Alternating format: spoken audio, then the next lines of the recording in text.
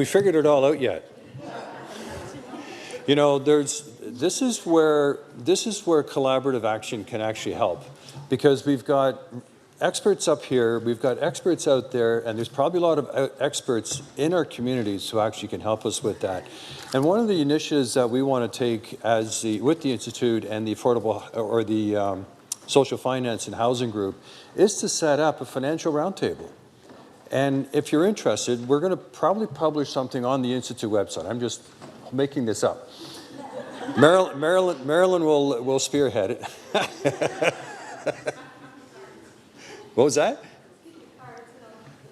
So if you just grab Marilyn at the end or during lunch and give her your card, because we do need to bring these financial experts together. I understand finance. I come out of the bank and credit union system, so I kind of understand it, and because of all the work I've done in the last few months or last few years. So, but again, you know, if you feel compelled and have that expertise, please, let's get that going.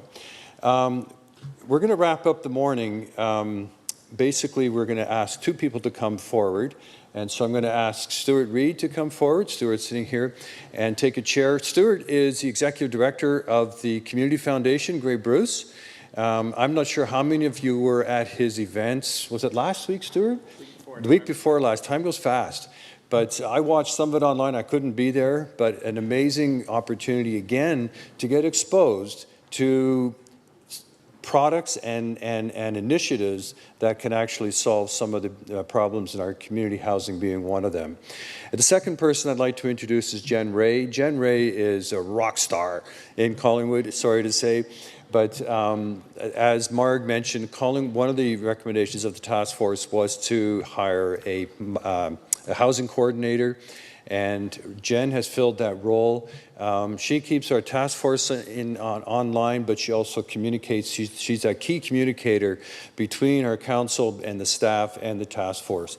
It's a monumental job, but she's been doing just an amazing job. So I'm going to allow Stuart to speak first for a few minutes, and then Jen, and we're going to wrap it up after that. So the floor is yours. You got a microphone. Thanks, Jack.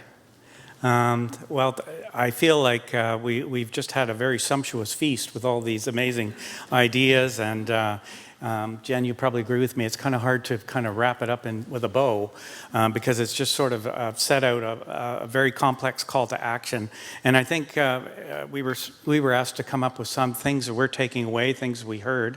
And for me, I think I really twig on the idea about that local solutions and local knowledge and bringing community together in very new types of creative collaborations that forge interesting solutions. And that's at once financial, but it's also about the structures that are really going to support this as sustainable solutions in our neighborhoods and towns. I was really inspired by the Manitoba, not Propolis, it was called John Q.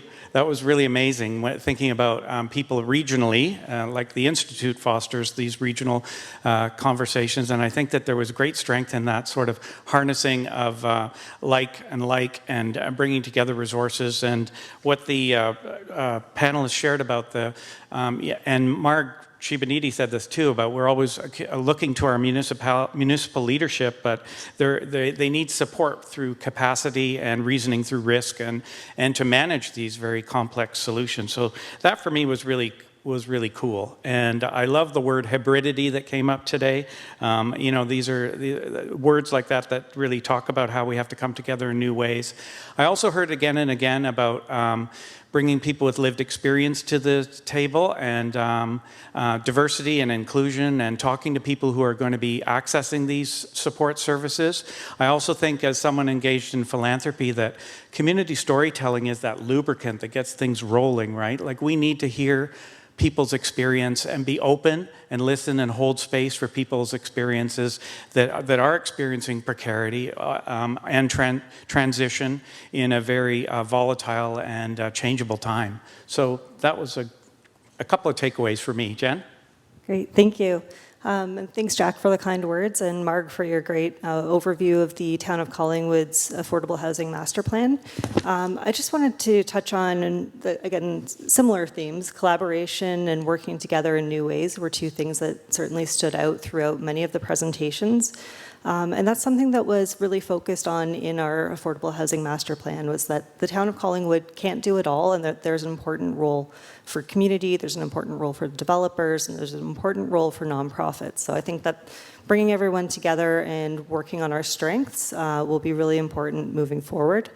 And one other thing, there was a point during the Affordable Housing Master Plan where we got the price tag and we all had sticker shock of what a fully funded incentive program would look like. Our consultant said about $3 million annually would make the biggest impact in Collingwood. That's about an 8% increase in taxes. And it was an overwhelming kind of moment to realize it's likely not going to happen. So today's discussion really shows us ways where we can fill that gap by using community building and community wealth. And I'm really excited to see what the future holds in these areas. I guess just to wrap it up, what else stood out for me is just how lucky are we to have incredible volunteers. Like the volunteers that are driving all of these organizations, it's incredible. It's a huge amount of work, giant undertaking. I know how hard the task force has worked over the last 2-3 years, and just give yourselves a round of applause for everything that you're doing.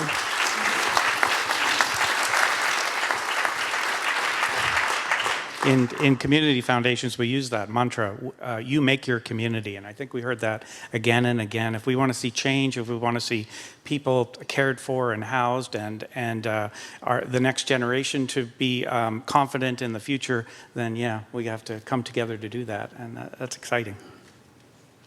Thank you all. And I believe Jack will have some concluding remarks. That's a big task. Let's give them a big hand.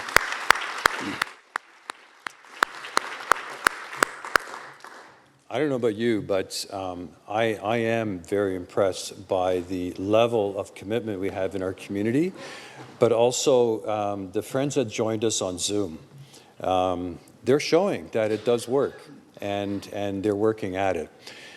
So that basically concludes the morning session, and thank you all for being here. Thank you to the design team who organized all this. All we're doing is following instructions. Where's Jess anyway? She's here. She went downstairs to look after a few things. Some of you have actually signed up for an afternoon session, so you're going to have like about 15 minutes to be able to get downstairs to the gallery area for lunch. So some of you will have to have registered for that. And the goal here is to set up some round tables to really work on solutions. And that's really our goal. At the end of this day, we're going to have some solid solutions on the table with time plans as to how we're going to get there. And so that's exciting because we've been talking a long time.